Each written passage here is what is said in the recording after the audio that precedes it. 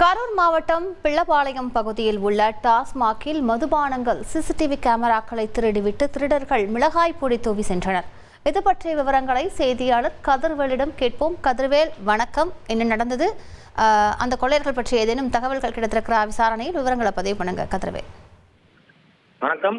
கரூர் மாவட்டம் கிருஷ்ணராயபுரம் அருகே உள்ள பிள்ளாபாளையம் மதுபான கடை, டாஸ்மாக் மதுபான கடை நேற்று வழக்கம் போல இரவு ஊழியர்கள் பூட்டிவிட்டு சென்றனர்.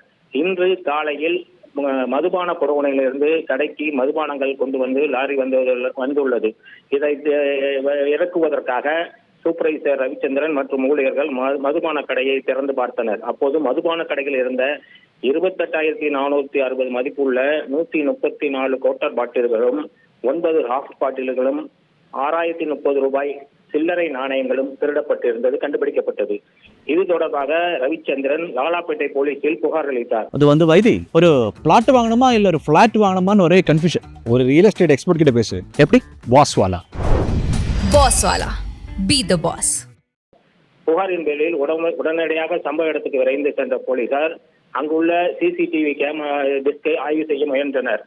அப்பொழுது அவர்கள் சிசிடிவி டிஸ்க் மற்றும் 4 சிசிடிவி கேமராக்களையும் திருடிச் சென்றது அதிர்ச்சி அடைய செய்தனர்.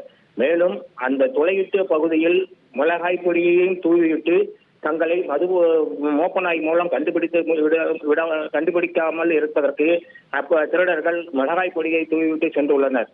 இதுகுறித்து டாஸ்மாக் மதுபான கடை மேற்பார்வையாளர் ரவிச்சந்திரன் லாலாப்பேட்டை போலீசில் அளித்த புகாரை தொடர்ந்து போலீசார் விசாரணை நடத்தி வருகின்றனர்.